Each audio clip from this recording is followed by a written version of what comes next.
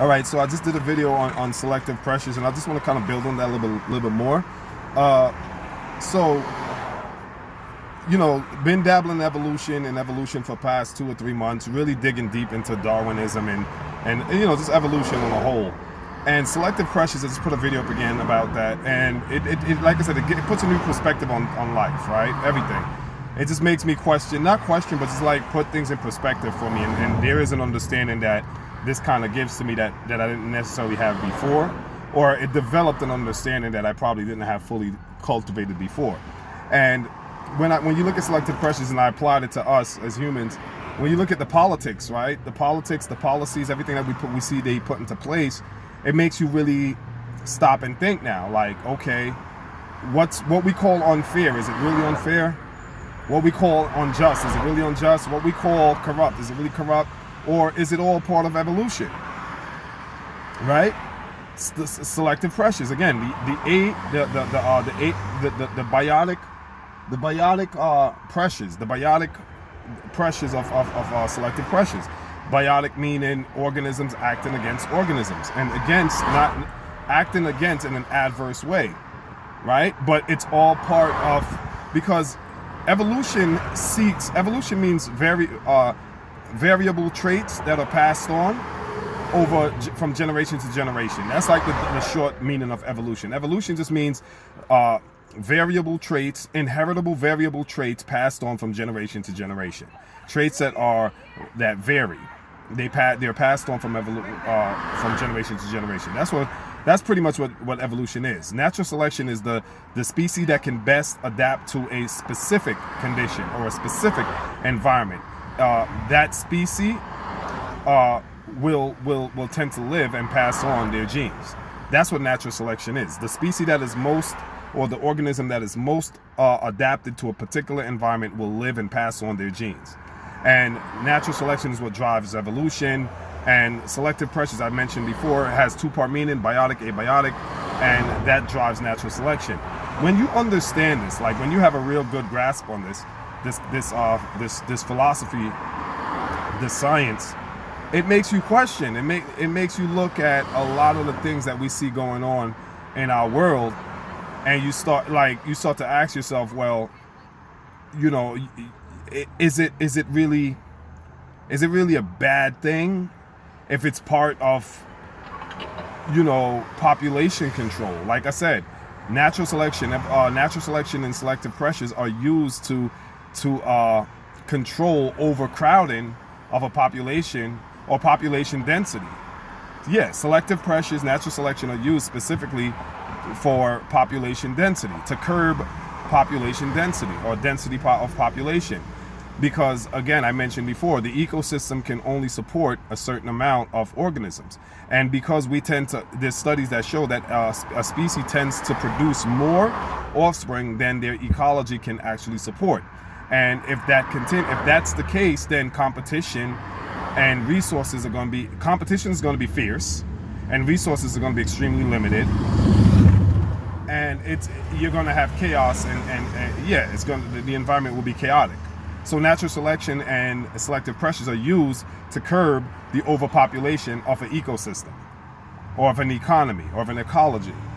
So if natural selection and selective pressures are used to contain the population from overcrowding, is that a bad thing? That's the question you got to ask yourself. Is that a bad thing? So when we see these policies that are put into play, but here's the scary part. Here's the scary part, folks. You gotta, like, I believe in God. You gotta thank God for every day you wake up. You really do. You really do have to thank God. I don't think we understand how fortunate and how blessed we are to be alive. And the reason why I say that, natural selection is a mechanism that works indiscriminately against all organisms.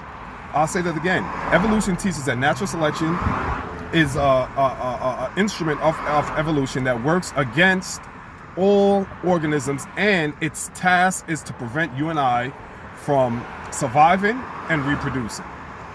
Again, this is the science. If you believe it, if you don't, it's up to you, but this is the science.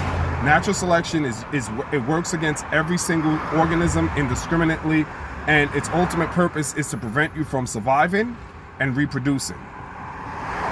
That is both enlightening and scary. So the fact that you and I are alive, and if you've made it to a certain age in life, you have beat the odds. You have defied the odds. You have beaten the odds. If you're alive today, 30s, 40s, you have beaten the odds, because there are forces in the environment that naturally are there to prevent you from advancing, from developing. There are forces in our environment, forces and factors, right? These are called abiotic, natural forces, natural factors that are in place to prevent the species, prevent the organism from surviving and reproducing. And you would ask yourself, well, why is that? Because the way it works is that environments are always changing. You got to remember that. Seasons, life is a season. You have the 4 seasons, and then within the 4 seasons, you still have other changes, man-made changes and natural changes. And why forces are always working against an organism is because evolution needs the best species to survive, so that that species can, or that organism can, reproduce and pass on the same traits that allow it to survive to future generations, so that those generations can survive and continue to pass on those genes. So in other words, evolution is always looking for the best genes, the best traits that an organism possess to continue the population of that said organism with those said genes, so that they could reach, so that the system can reach what's called selective stabilization. Selective stabilization means you have a group, or you have a number of organisms that have the exact traits needed for that exact environment for life to continue. I know it sounds a little confusing. Rewind the video, watch it again. But this is the purpose of evolution. This is the purpose of natural selection, selective pressures, etc. Why? It seeks to it wants the best genes. That's the ultimate purpose.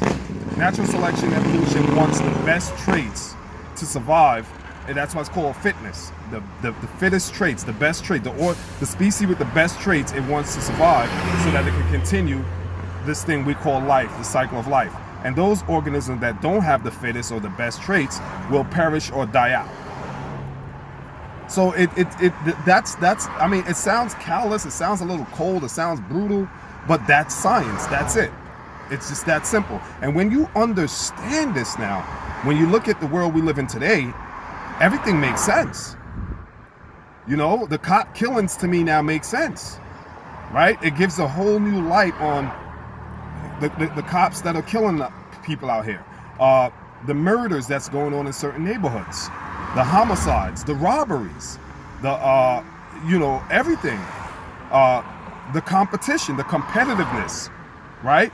The fierce competitiveness in our society that exists, that's needed, right? The survival of the fittest. It all makes sense when looking at it through the prism of evolution, natural selection, and selective pressures. It all makes sense. It all makes perfect sense to me now.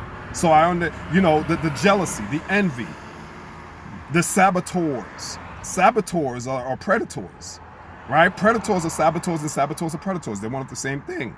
People, the haters. Now I have a newfound appreciation for my haters.